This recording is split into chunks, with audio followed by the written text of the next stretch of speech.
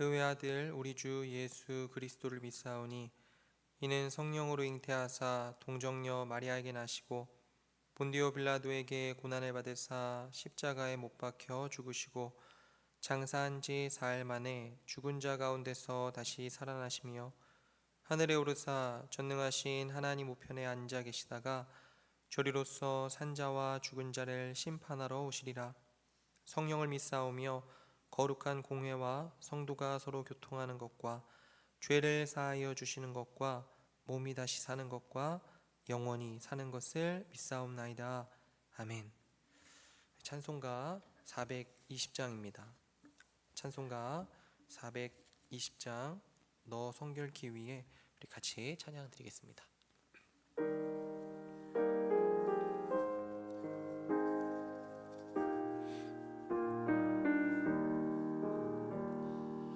너 성결기 위해 늘 기도하며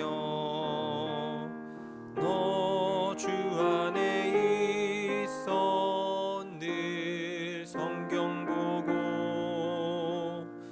온 형제들 함께 늘 사귀면서 일하기 전마다 너 기도하라. 너 성결기 위해 내 머리 숙여 처음 미리 계신 내 주께 빌라. 주 사귀어 살면 주 닮으리니 널 보는 이마다 주 생각하리. 너 성결기 위해 주 따라가고 일 다급하여도 당황치 말고 참 즐거울 때나 또 슬플 때나 너 주님만 믿고 늘 따라가라. 너 성결기 위해 늘 기도하며 내 소원을 주께 다 맡기어라. 너 성령을 받아 주 섬겨 살면 저 천국에 가서 더 잘 섬기리. 오늘 아침 같이 볼 하나님 말씀은 요한계시록 18장 20절부터 19장 10절까지의 말씀입니다. 요한계시록 18장 20절부터 19장 10절까지 말씀 제가 읽도록 하겠습니다. 하늘과 성도들과 사도들과 선지자들아 그로 말미암아 즐거워하라. 하나님이 너희를 위하여 그에게 심판을 행하셨음이라 하더라. 이에 한 힘센 천사가 큰 맷돌 같은 돌을 들어 바다에 던져 이르되 큰 성 바벨론이 이같이 비참하게 던져져 결코 다시 보이지 아니하리로다. 또 검은 곳 하는 자와 풍류하는 자와 퉁소 부는 자와 나팔 부는 자들의 소리가 결코 다시 내 안에서 들리지 아니하고 어떠한 세공업자든지 결코 다시 내 안에서 보이지 아니하고 또 맷돌 소리가 결코 다시 내 안에서 들리지 아니하고 등불빛이 결코 다시 내 안에서 비치지 아니하고 신랑과 신부의 음성이 결코 다시 내 안에서 들리지 아니하리로다. 너의 상인들은 땅의 왕족들이라. 내 복술로 말미암아 만국이 미혹되어도다. 선지자들과 성도들과 및 땅 위에서 죽임을 당한 모든 자의 피가 그 성중에서 발견되었느니라 하더라. 이일 후에 내가 들으니 하늘에 허다한 무리의 큰 음성 같은 것이 있어 이르되 할렐루야 구원과 영광과 능력이 우리 하나님께 있도다. 그의 심판은 참되고 의로운지라. 음행으로 땅을 더럽게 한 큰 음료를 심판하사 자기 종들의 피를 그 음료의 손에 갚으셨도다 하고 두 번째로 할렐루야 하니 그 연기가 세세토록 올라가더라. 또 24장로와 네 생물이 엎드려 보좌에 앉으신 하나님께 경배하리로되 아멘 할렐루야 하니 보좌에서 음성이 나서 이르시되 하나님의 종들 곧 그를 경외하는 너희들아 작은 자나 큰 자나 다 우리 하나님께 찬송하라 하더라. 또 내가 들으니 허다한 무리의 음성과도 같고 많은 물소리와도 같고 큰 우레소리와도 같은 소리로 이르되 할렐루야 우리 주 우리 하나님 곧 전능하신 이가 통치하시도다. 우리가 즐거워하고 크게 기뻐하며 그에게 영광을 돌리세. 여호와 어린 양이 혼인 기약이 이르렀고 그의 아내가 자신을 준비하였으므로 그에게 빛나고 깨끗한 세마포 옷을 입도록 허락하셨으니 이 세마포 옷은 성도들의 옳은 행실이로다 하더라. 천사가 내게 말하기를 기록하라. 어린 양의 혼인 잔치에 청함을 받은 자들은 복이 있도다 하고 또 내게 말하되 이것은 하나님의 참되신 말씀이라 하기로 내가 그 발 앞에 엎드려 경배하려 하니 그가 나에게 말하기를 나는 너와 및 예수의 증언을 받은 내 형제들과 같이 된 종이니 삼가 그리하지 말고 오직 하나님께 경배하라. 예수의 증언은 예언의 영이라 하더라. 아멘. 요한계시록은 고난받는 성도들에게 하나님의 심판과 구원이라고 하는 이 두 축을 통해서 소망을 주는 책입니다. 1장에선 부활하신 예수 그리스도의 영광스러운 환상을 보여주고 2장과 3장에서는 7교회에 보내는 편지를 통해서 마지막 시대를 살아가는 교회가 가져야 할 자세를 말해줍니다. 이후 4장과 5장에서 하늘보좌의 환상과 어린 양 예수 그리스도께서 하나님의 구원 계획을 이루어갈 유일한 분으로 높임 받으시는 장면을 소개를 하고 6장부터 16장까지는 일곱인, 일곱 나팔, 일곱 대접 재앙을 통해서 하나님의 심판이 점진적으로 진행되는 모습을 그려줘요. 그리고 17장부터는 큰 바벨론의 멸망을 집중적으로 다루기 시작합니다. 세상의 음란함과 교만, 우상숭배가 결국에는 하나님의 심판 아래 무너진다는 것을 선포하는 내용이 17장과 18장에 기록되어 있어요. 여러분 오늘 우리가 보는 본문은 그러한 맥락 속에 있는데 바벨론의 심판 앞에서 하늘의 교회와 천사들이 기뻐서 찬양하는 장면을 그려줍니다. 오늘 본문 같이 보시면 20절이요. 하늘과 성도들아 사도들과 선지자들아 그로 말미암아 즐거워하라. 하나님이 너희를 위하여 그에게 심판을 행하셨음이라 하더라. 여러분들 이 말은요 이 앞구절의 문맥을 보면 18장 1절에 등장하는 천사가 하는 말입니다. 하늘과 성도, 사도, 선지자들, 그러니까 하늘과 땅에 있는 모든 성도들에게 즐거워하라 이렇게 이야기를 하는 거죠. 왜 즐거워하라고 하는가 하니까 그로 말미암아입니다. 이건 역시 앞부분을 보면 하나님께서 바벨론을 심판하셨다는 내용을 의미하는 거예요. 그러니까 바벨론에 대한 하나님의 심판을 보고 즐거워하라는 거죠. 여러분들 여기 그 바벨론이라고 하는 이 표현은요 당시로 보면 네로나 또 도미티아누스 같은 이런 잔인한 황제가 통치했던 로마 제국을 가리키는 말입니다.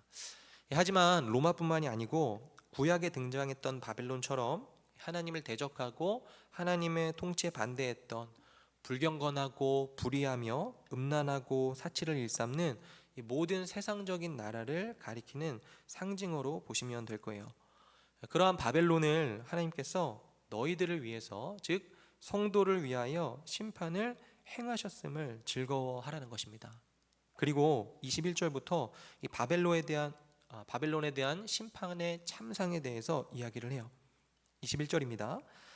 이에 한 힘센 천사가 큰 맷돌 같은 돌을 들어 바다에 던져 이르되 큰 성 바벨론이 이같이 비참하게 던져져 결코 다시 보이지 아니하리로다. 지금 멸망당하는 바벨론을 바다에 떨어진 맷돌에 비유를 합니다. 그냥 돌이 아니고 맷돌이죠. 그러니까 한때 세계를 지배하면서 세력을 과시했던 이 바벨론이 흔적도 없이 사라지게 될 것을 요한이 환상 중에 본 겁니다. 거기에 더해서 22절과 23절에 이 바벨론의 멸망을 일상생활의 다양한 측면에서 묘사를 해요. 차례로 보시면 22절에 또 검은 곳 하는 자와 풍류하는 자와 퉁소 부는 자와 나팔 부는 자들의 소리가 결코 다시 내 안에서 들리지 아니하고, 첫 번째로는요, 거리에서 음악이 사라지게 될 것이다 라고 합니다. 한때 인생을 아름답게 하고 또 흥을 돋구었던 그러한 음악 소리로 가득했던 거리들이 심판의 결과로서 으스스한 적막감에 사로잡히게 될 것이다, 이렇게 이야기를 하는 거죠. 어떠한 세공업자든지 결코 다시 내 안에서 보이지 아니하고, 두 번째로는요, 장사하는 세공업자들의 소리도 사라져버린다 말을 합니다. 경제활동 전체가 갑자기 멈춰버린다라는 거예요. 또 맷돌 소리가 결코 다시 내 안에서 들리지 아니하고, 여러분들 당시에 그 식재료를 구하려면요, 밀이라든지 보리라든지 이 곡물을 맷돌에 갈아서 얻을 수가 있었습니다. 그러니까 이 식사 때가 되면요, 가정들마다 맷돌 소리가 들렸었는데 이제는 그 소리마저도 들리지 않게 된다는 거예요. 23절에 등불빛이 결코 다시 내 안에서 비치지 아니하고, 여기 불빛이 사라졌다는 건 그곳에 사는 사람이 없다는 거죠. 바벨론이 그러한 황폐한 모습이 되어버릴 것이고, 신랑과 신부의 음성이 결코 다시 내 안에서 들리지 아니하리로다. 여러분들 여기 신랑과 신부의 음성은 어떻습니까? 서로를 아주 기뻐하면서 나누는 이야기 소리예요. 결혼을 기뻐하는 그러한 소리들도 성 안에서 끊길 것이다 이야기합니다. 말을 하자면 그동안 그들이 평범하게 누려왔던 모든 것들, 돈 버는 재미, 자식 키우는 재미, 결혼의 기쁨, 그 모든 것들을 심판으로 말미암아서 빼앗기게 될 것이다 이야기를 하는 겁니다. 그리고 그렇게 바벨론이 심판받는 이유에 대해서 23절 하반절과 24절이 이렇게 기록을 해요. 세 가지를 이야기합니다. 첫째로 너의 상인들은 땅의 왕족들이라. 여러분 여기 상인들은요, 앞에서도 보았지만 아주 사치스러운 물품들을 사고 팔면서 바벨론이 주는 윤택한 생을 누리기 위해서 사는 사람들입니다. 양심도 팔고 거짓말도 하고 때로는 사람을 죽이면서까지 이 세상이 주는 화려함과 윤택함을 마음껏 누리기 위해서 더 많은 돈을 벌려고 하는 사람들이에요. 지금 이들이 왕족들이라고 말을 하는 건 이 교만하다라는 것을 이야기하는 건데, 이 왕들은요 원래 하나님으로부터 권한을 받아서 하나님께 충성하고 백성들을 섬겨야 하는 존재입니다. 그런데 왕의 권력을 가지고 도리어 자기를 배부르게 하고 자신을 기쁘게 하는, 그러니까 하나님께가 아닌 자기가 영광을 취하는 그런 왕들과 같이 하나님 앞에서 교만했기 때문에 심판을 받는다는 거예요. 둘째로 내 복술로 말미암아 만국이 미혹되어도다. 여러분 여기 복술은 마술을 의미합니다. 그러니까 사람들을 속임수로 달콤하게 유혹하여서 사람들로 하여금 하나님이 아닌 우상을 섬기게 하였기 때문에 하나님의 심판을 면치 못하게 된다는 거예요. 그리고 24절에 선지자들과 성도들과 및 땅 위에서 죽임을 당한 모든 자의 피가 그 성중에서 발견되었느니라 하더라. 바벨론의 마지막 심판의 이유로 하나님의 백성을 핍박하고 죽였기 때문이다 이렇게 이야기를 하는 거죠. 그리고 이러한 바벨론의 심판과 멸망의 소식으로 인해서 하늘에서는 큰 음성으로 찬양을 드리는 장면이 19장 1절부터 5절에 기록되어 있습니다. 이 바벨론의 멸망 후에 하늘에서 울려 퍼지는 성도들의 찬양인 거예요. 그 찬양의 내용이 이렇습니다. 2절에 그의 심판은 참되고 의로운지라 음행으로 땅을 더럽게 한 큰 음녀를 심판하사 자기 종들의 피를 그 음녀의 손에 갚으셨도다 하고, 그러니까 하나님의 심판이 참되다 얘기예요. 즉 하나님이 죄를 처벌하지 않으심으로써 내버려 두지 않으시고 그분의 의로운 명예를 변호하셨다는 것이 참되고도 바릅니다 라고 찬양을 하는 거죠. 그리고 그분을 따랐던 백성들, 성도들이 옳았음에도 불구하고 도리어 핍박과 박해를 받았던 그 억울함을 잊지 않으시고 바벨론을 심판하심으로 공의를 이루신 것에 대해서 찬양을 하는 겁니다. 하늘의 허다한 무리가 할렐루야 하고 찬양을 하는 거죠. 그리고 6절에 하나님의 통치에 대한 찬양과 함께 어린 양의 혼인잔치에 대한 선언을 7절과 8절에 기록을 합니다. 7절과 8절이요. 우리가 즐거워하고 크게 기뻐하며 그에게 영광을 돌리세. 어린 양의 혼인 기약이 이르렀고 그의 아내가 자신을 준비하였으므로 그에게 빛나고 깨끗한 세마포 옷을 입도록 허락하셨으니 이 세마포 옷은 성도들의 옳은 행실이로다 하더라. 바벨론을 향한 하나님의 심판이 끝이 나니 이제 어린 양의 혼인 기약이 이르렀다라고 하는 것을 선언합니다. 다들 잘 아시다시피 어린 양의 혼인 잔치의 신랑은요 예수 그리스도이시고 신부는 성도들, 교회를 이야기하는 거죠. 이제 교회와 예수 그리스도의 완전한 연합의 때가 이르렀다는 겁니다. 그리고 천사가 이 장면을 요한에게 기록하라 명령을 해요. 9절입니다. 천사가 내게 말하기를 기록하라. 어린 양이 혼인잔치에 청함을 받은 자들은 복이 있도다 하고 또 내게 말하되 이것은 하나님의 참되신 말씀이라 하기로. 이 이야기를 들은 이 요한이 경배를 하려고 합니다. 그러자 천사가 당황하면서 요한을 제지하는 장면이 10절에 등장을 해요. 내가 그 발 앞에 엎드려 경배하려니 그가 나에게 말하기를 나는 너와 및 예수의 증언을 받은 내 형제들과 같이 된 종이니 삼가 그리하지 말고 오직 하나님께 경배하라. 예수의 증언은 예언의 영이라 하더라.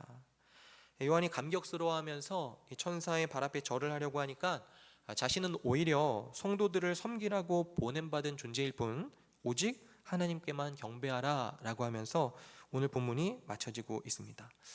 오늘은요 짧게 세 가지 적용하고 같이 기도하면 좋겠습니다. 첫 번째로는요 이 바벨론에 물들지 않는 거예요. 여러분들, 이 바벨론은요 바다에 떨어진 맷돌처럼 한순간에 사라질 세상입니다. 이 바벨론이 보여주는 즐거움과 가치 앞에 마음을 빼앗기며 살아서는 안 될 거예요. 이 바벨론이라는 표현은 많은 함축적인 의미를 갖지만 오늘 본문 23절 하반절에 너의 상인들은 땅의 왕족들이라 라는 표현에서 우리는 오늘 본문이 말하는 바벨론이 추구하는 가치관과 삶의 방식을 엿볼 수 있습니다. 그건요 세상이 주는 화려함과 윤택함을 마음껏 추구하는 겁니다. 그리고 여기엔 대표적으로 돈과 인정, 쾌락이 있을 거예요. 여러분들, 돈이나 인정 자체가 문제가 되는 건 아닙니다. 그러나 이것을 목적으로 해서 사는 건 문제죠. 돈을 추구하지 않는데 돈은 따라올 수 있고 돈이 따라오면 그것을 잘 사용하면 귀한 것입니다. 높아지는 것도 마찬가지죠. 사람이 높아질 수 있습니다. 그러나 이것들은 목적으로 삼을 가치가 하나도 없는 것들이요. 쾌락도 마찬가지죠. 여러분들 다 동의하실 겁니다.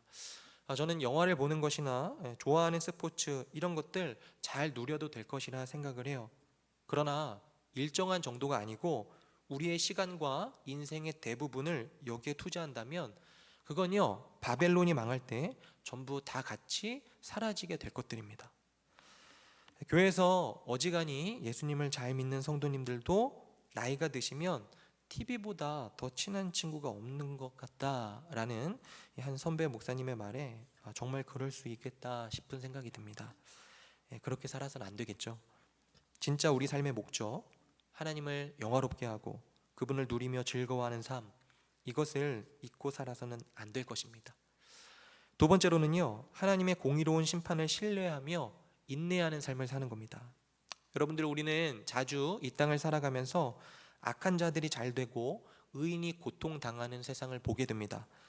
진리를 말하는 사람이 조롱을 받고 거짓을 말하는 사람이 박수를 받으며 하나님을 두려워하지 않는 자들이 성공하고 대접받는 그런 모습들을 보게 되죠. 심지어 하나님의 뜻을 따라서 정직하고 바르게 살려고 할 때 세상으로부터 비난과 또 비웃음들로 인해서 힘겹고 억울한 시간들을 보내게 되기도 합니다. 그러나 하나님께서는 성도들의 억울함을 외면하지 않으시고 바벨론의 권세 아래서 고통받았던 자들의 눈물을 잊지 않으시는 분이심을 다시금 오늘 본문은 우리에게 일러줘요. 하나님께서는 때가 이르렀을 때 반드시 모든 일을 정의롭게 판단하시고 고통당하는 자들을 위로하시며 그 억울함을 갚아주실 것입니다. 그러므로 주 안에 사랑하는 여러분, 혹 당장에 억울한 상황을 마주하게 된다 할지라도 참고 견디며 하나님의 때를 기다리시는 저와 여러분들이 되었으면 좋겠습니다.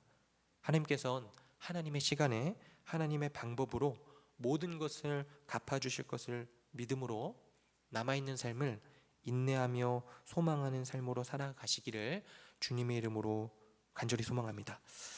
마지막으로 세 번째는요, 어린 양의 혼인잔치를 준비하며 거룩하게 살되 영원한 혼인잔치에 초대된 삶이 복인 줄을 알며 사는 겁니다.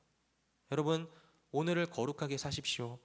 하나님의 자녀요 백성이라는 정체성을 가지시고 세상과 구별되게 사시길 바랍니다. 그런데 마지막에 생각해 보고 싶은 건요, 본문의 9절이에요. 9절에 보면 천사가 말하기를 어린 양의 혼인잔치에 청함을 입은 자들이 복이 있도다 이야기를 합니다. 여러분들, 오늘날 많은 사람들이 어린 양의 혼인잔치에 참여하는 것이 제일 큰 복인 줄을 모르고 살아갑니다. 그건요, 이미 따놓은 것이고, 그거 말고 이 땅을 살아가는 동안에 원하는 것들 좀 마음대로 하면서 좀 삐까뻔쩍 살아야 되고, 몸도 좀 건강해야 되고, 또 선행도 많이 하면서 사람들의 사랑과 인정을 두루 받는 삶, 그런 삶을 복이라고 생각을 해요. 아니요, 오늘 성경은요, 어린 양의 혼인잔치에 참여하는 자가 복이 있다는 겁니다. 그러니 참된 복이 무엇인지를 아는 사람들은요, 이 땅을 살아갈 때도 비록 그날에 비하면 제한적이겠지만 어린 양의 혼인잔치에서 이루어질 일을 가장 귀하게 여기며 살아갑니다. 그게 뭐죠? 주님과의 사랑스럽고도 인격적인 교제입니다. 이 땅을 살아가면서 주님과의 친밀한 교제를 누리며 살아가는 거예요. 이것이 바로 혼인잔치에 초대된 삶이 복인 줄 알고 사는 삶인 겁니다. 그러므로 주 안에 사랑하는 여러분, 오늘 하루도 하나님께서 허락하신 은혜의 방편인 말씀과 기도를 통해서 사랑하는 주님과 교제하며 살아가시기를 바랍니다. 마음의 중심에서부터 어제보다 더 많이 하나님을 사랑하시고, 그리고 그분께 사랑받고 계시다는 사실을 깊이 누리시는 하루가 되시길 바라요. 그렇게 주님과의 교제가 깊어질수록 우리들은요, 이 땅의 삶을 하늘의 혼인잔치를 미리 맛보는 시간으로 여기면서 살아가게 될 것입니다. 그런 은혜가 저와 여러분들의 삶에 풍성히 임하게 되기를 주님의 이름으로 축원드립니다. 기도하겠습니다. 사랑과 은혜가 풍성하신 아버지 하나님, 오늘도 주님의 말씀으로 우리를 붙들어 주시니 감사드립니다. 이 세상의 화려함과 유혹 속에서 바벨론과 같은 거짓된 영광을 따르지 않게 하여 주시고 영원한 주님의 나라를 소망하며 살아갈 수 있도록 은혜를 내려 주옵소서. 혹 억울하고 힘든 일을 겪을 때에도 하나님의 공의로운 심판을 신뢰하며 인내하게 하여 주시고 우리의 눈물을 기억하시는 주님의 손에 모든 것을 맡기며 살게 하여 주옵소서. 무엇보다도 주님과의 혼인잔치에 참여할 신부로 부르심을 받은 우리들이 날마다 말씀과 기도로 주님과 친밀히 동행하게 하시고 세상 속에서도 정결한 믿음을 드러내며 살아갈 수 있도록 인도하여 주옵소서. 감사드리며 예수님의 이름으로 기도드립니다. 아멘. 하늘에 계신 우리 아버지여, 이름이 거룩히 여김을 받으시오며 나라의 무엇이며 뜻이 하늘에서 이루어진 것 같이 땅에서도 이루어지이다. 오늘날 우리에게 일용할 양식을 주옵시고 우리가 우리에게 죄 지은 자를 사하여 준 것 같이 우리 죄를 사하여 주옵시고 우리를 시험에 들게 하지 마옵시고 다만 악에서 구하옵소서. 대개 나라와 권세와 영광이 아버지께 영원히 있사옵나이다. 아멘. 우리 같이 기도하도록 하겠습니다. 첫 번째로 기도하실 내용은 세상의 헛된 영광을 분별하고 주님의 공의로운 심판을 신뢰하며 어린 양의 혼인잔치에 합당한 신부로 날마다 준비되게 하소서. 두 번째로는 이음센터 건축의 과정이 순조롭게 이루어지게 해달라고 기도하시고, 마지막으로는 지금 고등부 수련회가 진행되고 있습니다. 고등부 수련회와 남은 여름 사역 가운데 하나님께서 충만한 은혜를 부어주시도록 우리 세 가지 기도 제목 놓고 함께 기도하시고 개인의 기도 제목으로 기도하시다가 자유롭게 돌아가시면 되겠습니다. 함께 기도하겠습니다.